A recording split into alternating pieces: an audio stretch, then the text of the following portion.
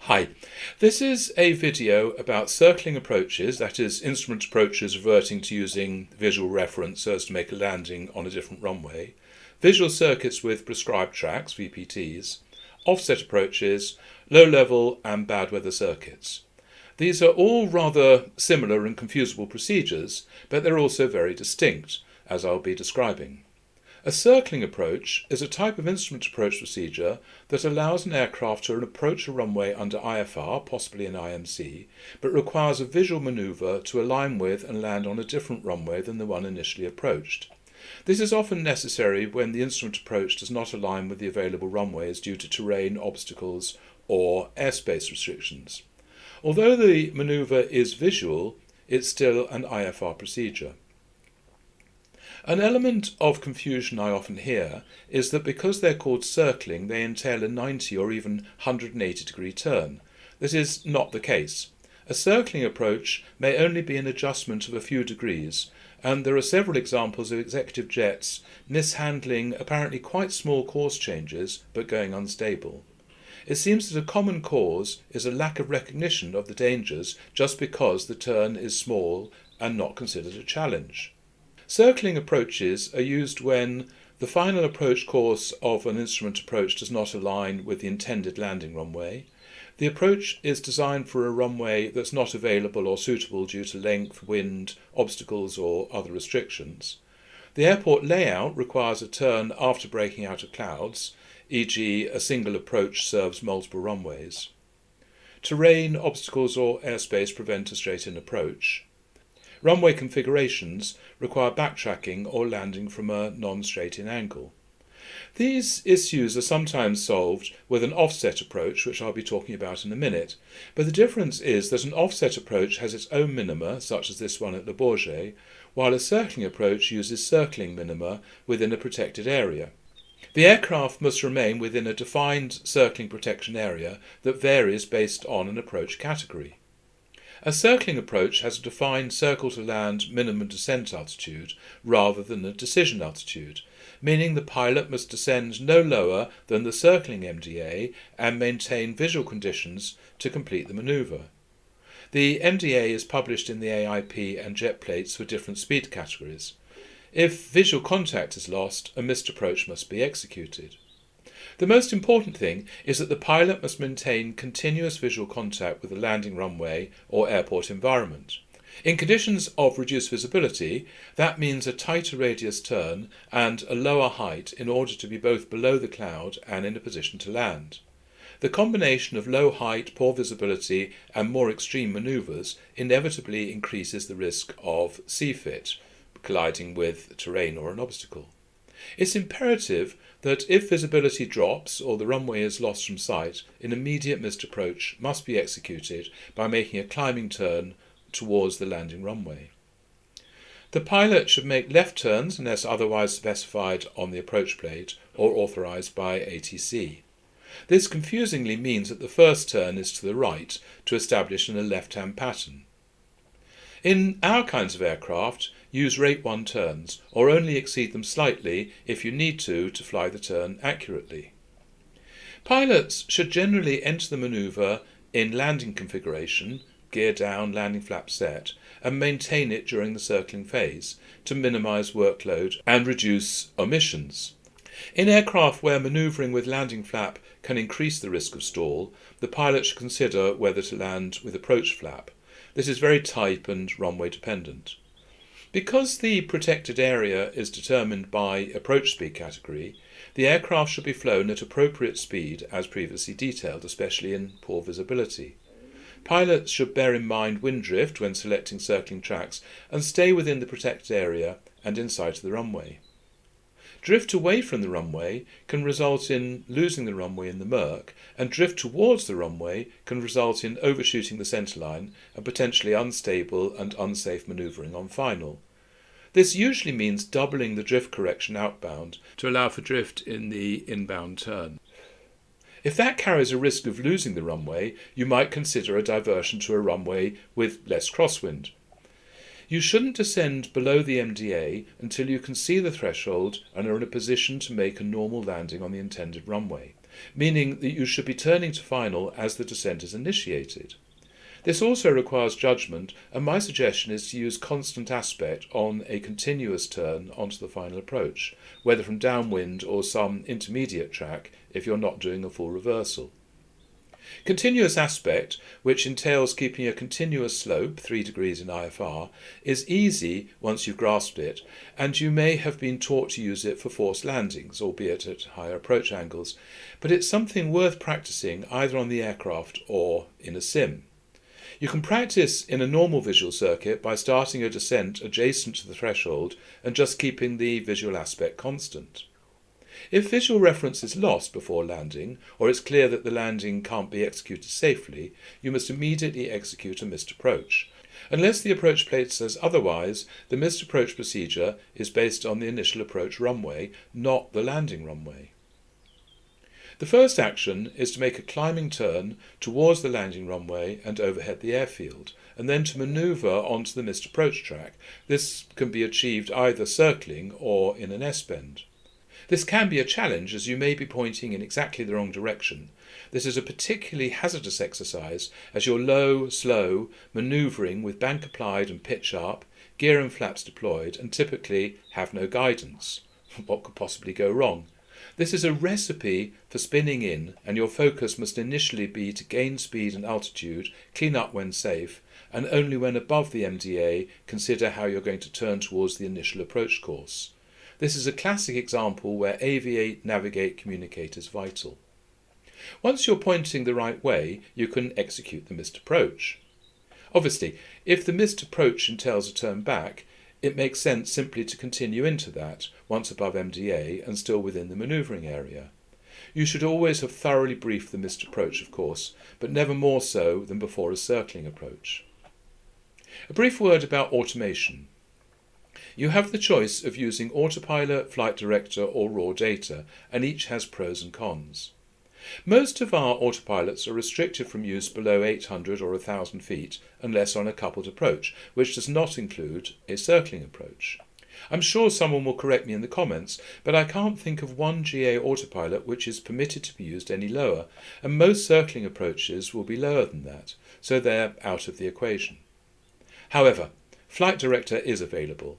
It has the advantage of giving you a single glance to check bank angle and altitude while you focus on visual references, so will help with disorientation. But Flight Director will reflect the settings made on the autopilot, so if you're going to use it, you need to both fly the autopilot and hand fly, which can be an increase in workload and be open to error.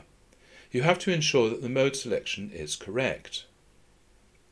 I would suggest using heading and alt modes until turning final, remembering to allow for double drift in the heading. But then what? Vertical speed and turning the heading bug, or having the visual approach set up and using the approach mode? To my mind, both these carry more disorientation risk than using raw data. But what you absolutely mustn't do is leave the flight director on heading and alt as you turn and descend. That results in a disorientating instruction to turn away from final and climb. So once you've stopped using the flight director, you must disable it. If you do need to go around, many autopilots have a toga button giving an immediate straight ahead and climb instruction, which is very valuable as you reorientate yourself and are cleaning up the airframe. Or, of course, you just use raw data and keep a very careful scan going of bank angle, heading and altitude. If you have bugs, I strongly suggest using them. Obviously, this is going to detract from your focus outside the aircraft, which may be reduced to glances. So, no correct answer, but my choice would be flight director in heading and alt until you start the continuous aspect turn to final, then switch it off and look outside, just glancing inside for airspeed. Some circling approaches are limited to daytime use only, so make sure you check the plate for that. If you do make a circle to land at night, you should be aware that some runway edge lights are much less visible from the side than from final approach, so, especially in poor visibility, you need to be very careful to keep them in sight. Visual cues are going to be considerably reduced and, of course, terrain will not be visible and obstacles only visible from their lights, which are notoriously difficult to judge distance at night. Personally, my aircraft avionics has a feature to provide 3D guidance for visual approaches to almost every runway, and I always set this up for the runway I'm going to land on, even in a VFR visual circuit, and, if workload permits, I'd certainly do the same for a circle to land. Bear in mind, if you're using heading and alt on the flight director, these modes won't be affected by having the HSI set up for a final approach, so you can load the visual approach for the landing runway as soon as you break off the IAP. But if you do that and go around into the missed approach, you will need to reload the original approach in order to activate the missed approach procedure for the original IAP. That's a lot of button presses in a short period when flying low and slow, and can contribute to the difficulties and dangers of a circling approach.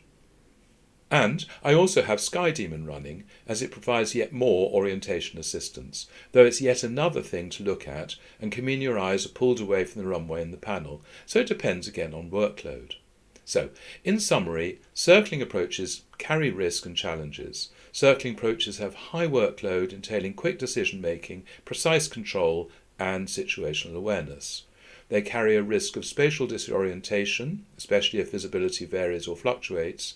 You may lose sight of the airport and immediately need to revert to instruments, and you must not hope that you're going to pop out again. You're either in the circling approach following its rules, or you're not, and if you're not, you must go into the missed approach immediately. The CFIT risk is high, so you must stick religiously to MDA, visibility and speed rules. It's easy to go unstable. You must ensure that everything is planned and going to plan, and be ready to throw it away. If you do go unstable in the final approach, you can consider making another visual circuit if the conditions permit, but then you must get an ATC clearance and think about how to make the second approach better than the first. So, having established that circling approaches are difficult and hazardous, we should address the question of whether they can be avoided by landing on the straight-in runway for the approach. My home base, at the time of making this video anyway, only has an IAP for one direction, though this is set to change very shortly. So when the wind is unfavourable, there's a circle to land to the reciprocal runway. I would say that at least half of the aircraft given an ILS to 2-1 with a circle to land to 0-3 end up landing on 2-1. This is both for operational reasons, it's obviously quicker and cheaper than flying a circuit, but also because the pilots are choosing the risk of a tailwind landing over the risk of a circle to land. So, before you start the procedure, you need to know whether a tailwind landing is in limits for your aircraft, its landing weight and the runway length. This may entail going into the graphs, so should be done well before you get there. Even if you decide that a tailwind landing is in limits, you may opt to do the circle to land, but then, if you reach the circling MDA and can't see the runway environment, you also know whether it's acceptable to continue to take the tailwind and continue the decision altitude for the approach, or whether to go around from circling MDA. On the other hand, if cloud base and visibility is not an issue, there's nothing to say that you need to descend to circling minima before starting the circle to land. Indeed, you may well simply descend to a circuit altitude and perform a normal VFR circuit if you're happy that there's no chance of re-entering IMC. Now, we're going to look at visual circuits with prescribed tracks, or VPTs. While with a circling approach, tracks are at your discretion, provided you stay within the protected area, in a VPT you must follow a specific predefined ground track.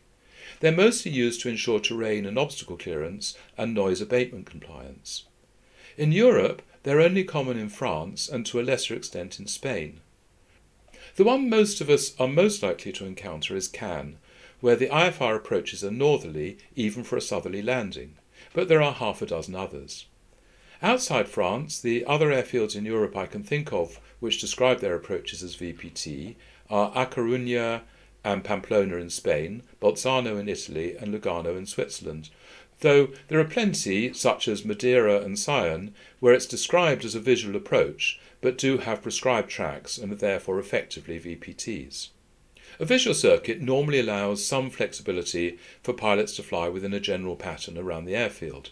However, in a prescribed procedure, the aircraft must follow a strictly defined route, often with specific turning points, altitude restrictions, and possibly even speed constraints. However, unless it's specified otherwise in the procedure, you're only required to maintain sufficient visual reference to follow the prescribed track. You don't need to be visual with the runway until you need to start the descent below MDA. I think that they are mainly used for noise abatement, but also to ensure aircraft remain clear of terrain and obstacles. They're widely used in places like India, Bhutan and Nepal for that reason, and to provide spacing from other airport traffic or nearby controlled airspace. The exact route must be followed, either depicted by specified waypoints or visual landmarks, and that route is sometimes monitored for compliance. I'm not the only pilot to have received a rude letter from Cannes, I'm sure.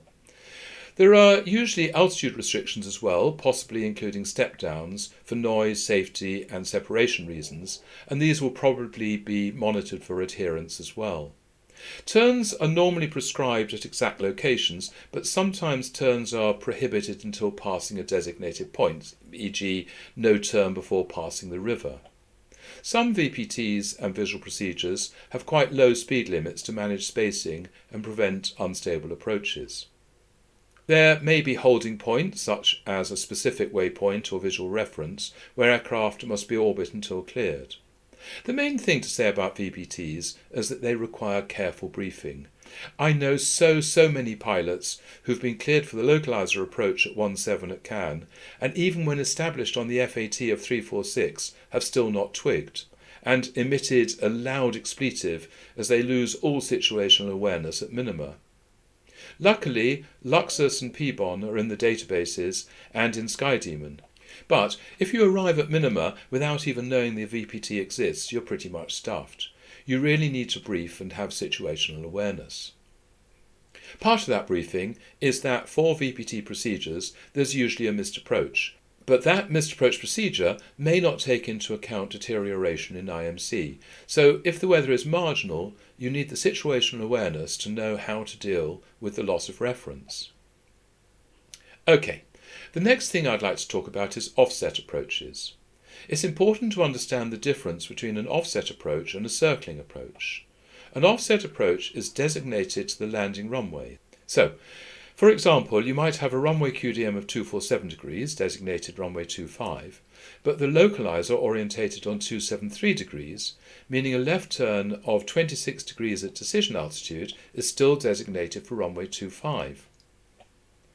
An offset instrument approach is one where the final approach course is offset by more than 3 degrees, but not more than 30 degrees from the extended runway centerline.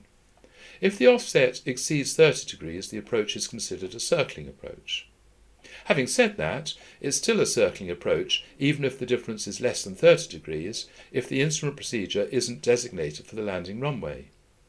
Indeed, in Europe, where sidestep manoeuvres are not defined, you can have circling approaches to parallel runways where ILS and both runways all have the same orientation.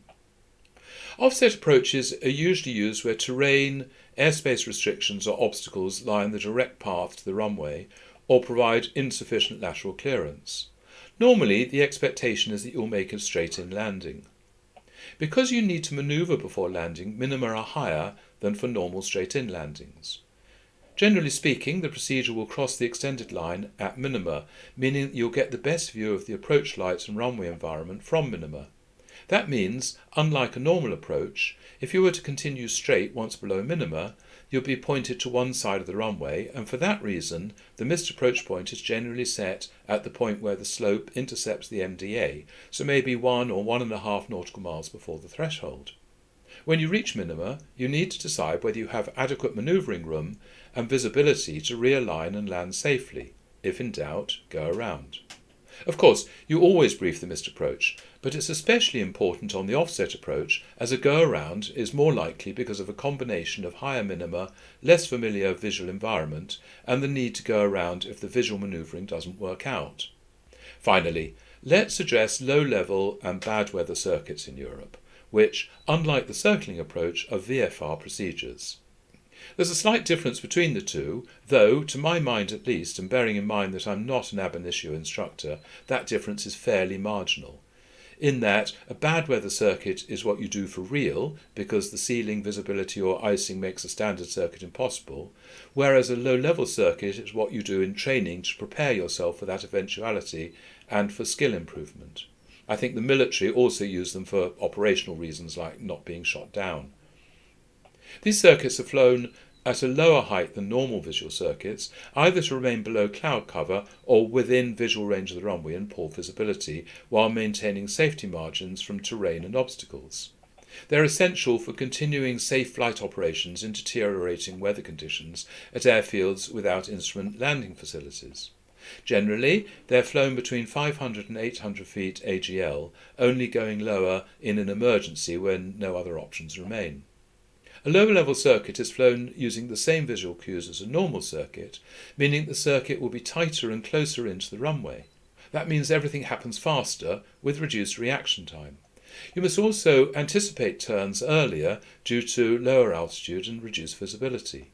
The risk of hitting obstacles is increased. You must be aware of trees, buildings, masts and power lines. Very often, the circuit will not have the same crosswind, downwind and base legs of the conventional circuit, but will be flown more as an oval, allowing you to keep a better eye on the runway and maintaining a constant aspect, and also allowing for micro-adjustments of the turn. This also means that an earlier turn from downwind through base to final will be executed to ensure that the final approach is stable with a normal perspective. Joining the circuit can be a challenge. Obviously, an overhead join is not possible, and I would advocate joining downwind at circuit height in order to get orientated before the base turn onto final.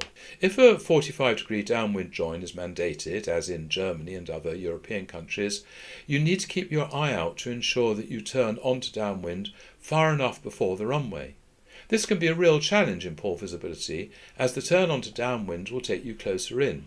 From a 45-degree angle, that's manageable, about 250 metres closer in, but from a 90-degree cut, using a rate 1 turn, which is the maximum I'd suggest given your low height and the dangers of disorientation and spinning, it's close to half a mile.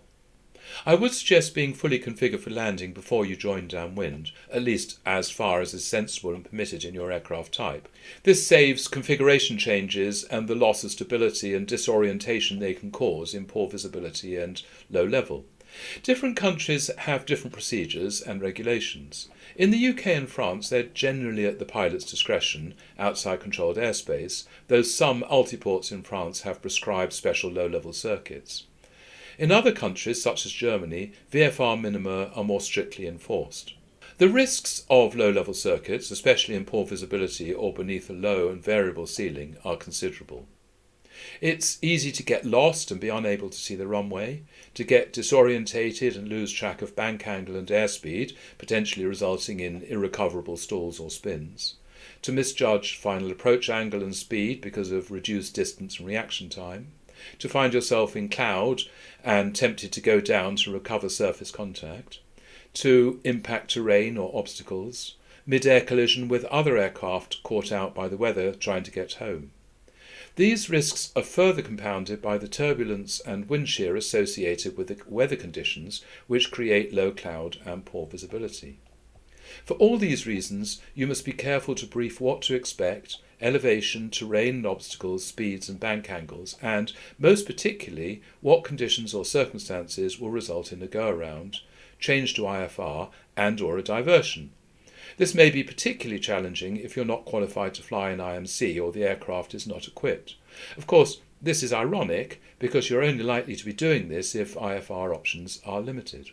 So, all these procedures are risk-bearing.